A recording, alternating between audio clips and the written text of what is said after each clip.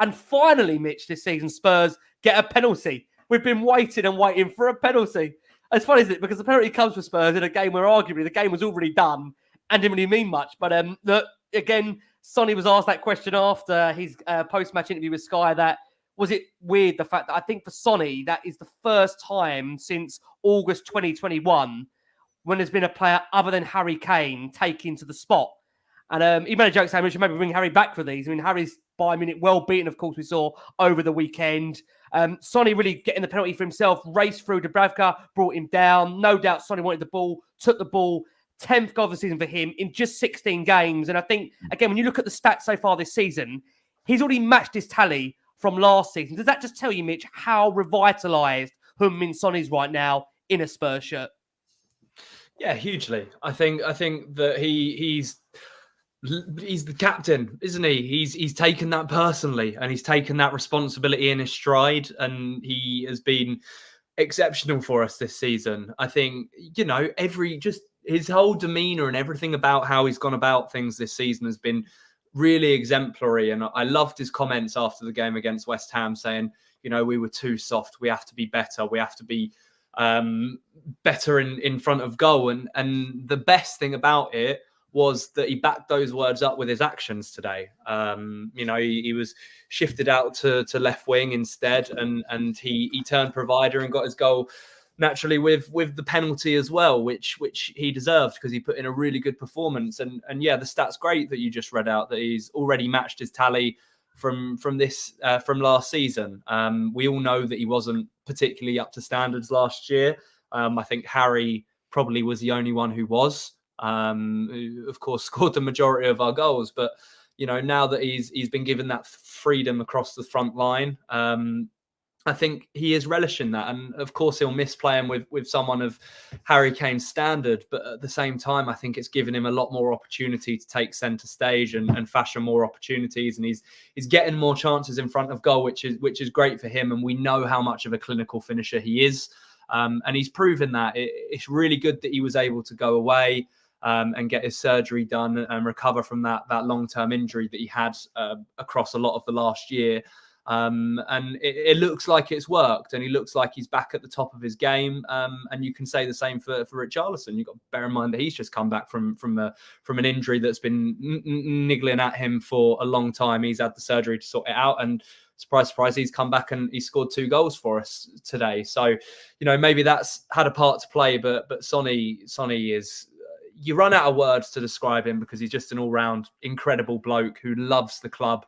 And, fans love nothing more than a player who absolutely adores the club and loves every single second that they have playing in the shirt on the pitch. So, it's difficult to speak any more highly of him, really, because he's on fantastic form. He's the captain of the football club. He speaks well. He leads by example. The players are clearly behind him. And let's hope that he continue to lead us in the right direction under Ange. Amen. Chris, bringing you in. He's now scored 10 plus goals in each of his last 8 Premier League seasons for Tottenham. You go back to 2016-17 where he got 14, and up to now, like I say, 23-24, already matching last season's record. Ben Davies says he's a real role model for the team. Every single day he works his nuts off, and anything he does for the team, he's just such a humble guy. How impressed have you been, Chris, by the role he's taken as the captain now of the football club? I know, like I say, our adoring viewers and listeners over in South Korea love the fact when they hear us come on this show and wax lyrical about what Sonny means to the football club. For you, Chris, how impressed have you been with this season, regardless of what's happened over the summer and the way he's taken that armband on?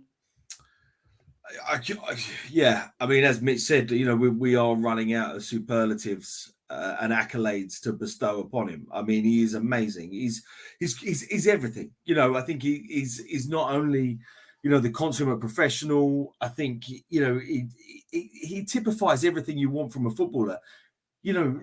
Some of them walk around with the weight of the world on their shoulders. And you just and we can't relate to that, can we? As just normal working people. How are they not? But he's 99.9% of the time he's got a smile on his face and he's enjoying it. And I think there's a gratitude, an appreciation of what he's got and what he's doing. He's got that connection with the fans. and has always had, I think, actually, even through the really difficult times. I think he's just he's really great. I think he's just a really, really lovely guy. Fabulous captain, incredible player. And yeah, no, I'm delighted to have him, and hopefully, you know, he can sign a new deal to keep him there. He's one of our own. That's how he feels, isn't it? Now, you know, like although you know he's not, he is. You know, he feels like he is. He feels like he's come from our academy. He feels like an academy player, doesn't he? You know, we have that connection with him. You know, and that, you know, affiliation. I think that's amazing. But I think it's not just Sonny now. I think that's filtered through to the majority, if not everybody in the team and the manager. They all embody that. They all have that connection with the fans, with the club, with what it means, with what's expected. And it just feels like it's just it feels like, you know, we've got our Tottenham back. That's how it feels. And it's lovely. And I think probably you can't Postecoglou was obviously the you know, the difference and the catalyst, but actually you can't underestimate the part that Sonny's played in that. And I think he really has played a significant and integral part in that. And yeah, all credit to him, and lots of love to Heung-min Son.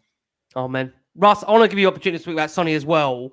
You know, he's now the 7th different player to score 10 plus Premier League goals, as I said, in 8 successive seasons. Only Rooney, Lampard, Aguero, Kane, Omri, Mane are on that honourable list. Consistency, the key word. I think many looked at last season and wondered, can he come back? We found out, of course, throughout the summer, he'd be suffering from injury himself.